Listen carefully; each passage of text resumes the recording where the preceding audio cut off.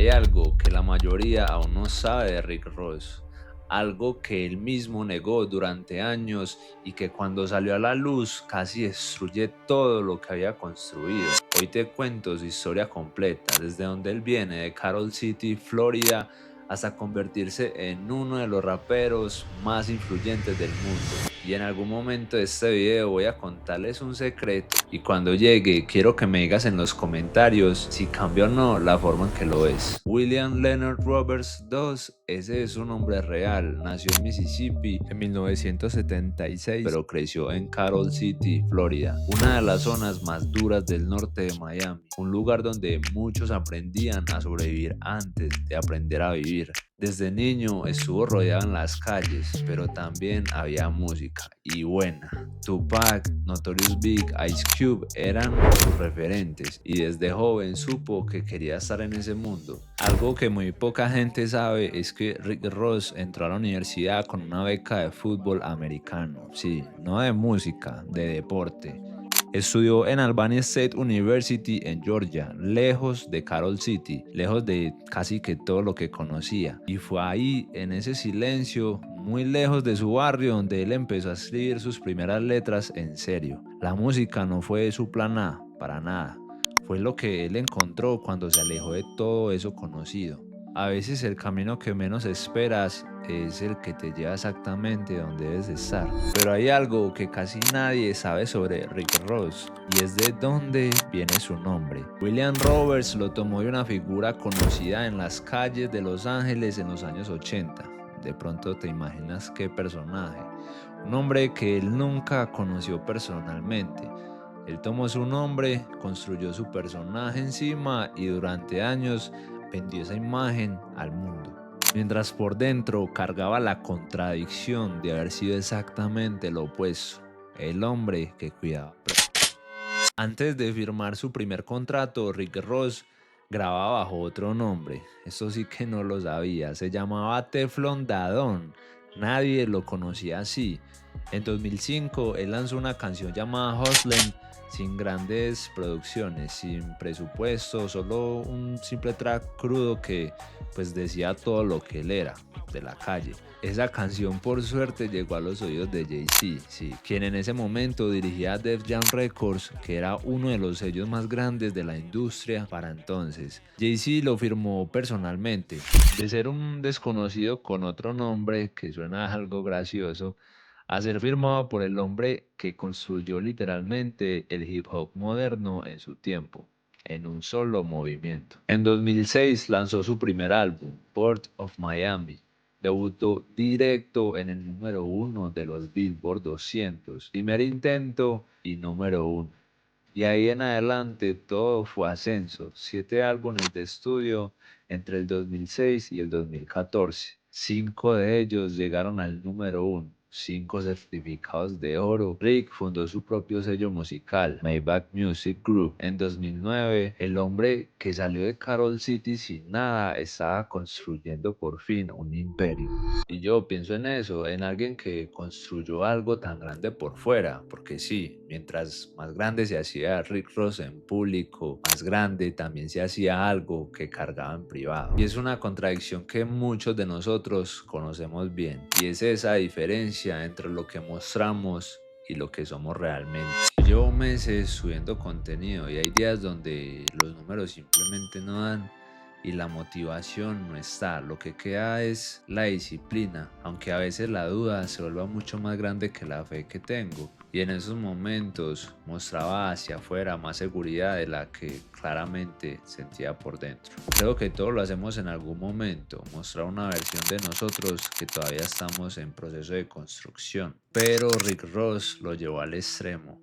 Y lo que pasó cuando ese peso se hizo demasiado grande, eso es lo que cambió para mí la perspectiva completamente de su historia. En 2011, Rick Ross tuvo 2 episodios de salud graves en el mismo día, en 2 vuelos diferentes. El hombre que se presentaba como invencible estaba en un hospital. En 2013 hubo un ataque contra su vehículo, sobrevivió. Y en ese momento, rodeado de todo el éxito, todo el dinero y todo el poder que había construido, tuvo que enfrentarse a algo que ningún álbum número uno pudo resolver, su propia fragilidad. El dolor lo hizo más real y lo más real siempre conecta más con todos nosotros, porque a la final siempre construimos desde alguna fragilidad. Eso no nos hace menos, al contrario, nos hace mucho más humanos. Después de enfrentarse a su propia fragilidad, Rick Ross tomó una decisión que pocos artistas toman a tiempo. Él dejó de depender solo de la música, franquicias de Wingstop, bienes raíces, contratos con Reebok, hasta un libro autobiográfico que se llamaba Hurricanes, donde él contó absolutamente todo, incluyendo el secreto que había negado por años. Hoy por hoy, esas decisiones que él hizo dan como resultado a un patrimonio que se estima nada más y nada menos en 150 millones de dólares. Y no fue simplemente por ser el mejor rapero, sino por ser uno de los mejores empresarios que literalmente se disfrazaba de rapero.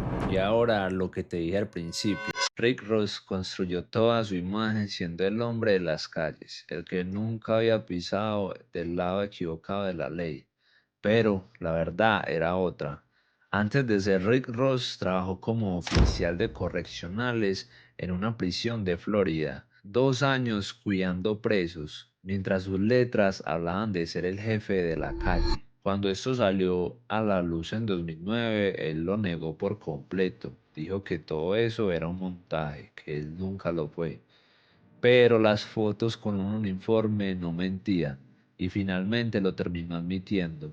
Y si cargar ese secreto no era suficiente presión, imagínate que en 2008 llegó algo muchísimo peor. 50 Cent encontró las fotos del uniforme y las publicó. Se burló de él públicamente durante meses, lo llamó falso frente a millones de personas por obvias razones. Y piensa esto, cualquiera hubiera desaparecido, pero Rick Ross respondió con música, álbum tras álbum, número uno tras número uno. Él usó cada ataque que le hacían como combustible. Hoy esa pelea es un simple capítulo de la historia del hip hop, pero el imperio de Rick Ross es algo que suena bastante. Y como símbolo de todo lo que construyó, Rick compró una mansión en Atlanta que él mismo llamó la Tierra Prometida. Imagínate, piscinas, canchas, espacios para vivir exactamente como él lo imaginó desde que empezó allá en Carol City. El mismo hombre que ganaba un salario mínimo cuidando presos, hoy se puede dar el lujo de simplemente derrocharla para algunos o para otros no, en una cubierta de diamantes. Imagínate eso, valuada en $1 millón. El dedo de la mitad por ahora de los más costosos que se han visto en la industria. No te lo cuento para impresionarte con el dinero, te lo cuento porque esas diferencias o esa distancia que había entre el guardia de la prisión y darse esos tipos de lujos no se llama suerte, para mí es disciplina pura que sostenía en el tiempo. Y lo que me llevo de esto ni siquiera es tanto el escándalo de que fue calle o no lo fue. Fue algo que él mismo dijo cuando lo admitió. Lo hice para alimentar a mi familia. Eso me hizo pensar cuántos de nosotros hacemos cosas que ni siquiera encajan perfectamente con la imagen que queremos proyectar ante la sociedad.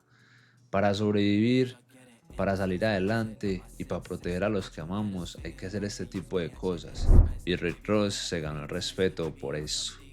Tenía secretos, tenía contradicciones como cualquier persona y tenía una vida que de pronto no encajaba con ese personaje que quería mostrar. Y aún así construyó todo un imperio. Él demuestra que el éxito real no es haber tenido contradicciones, es haberse construido a pesar de ellas.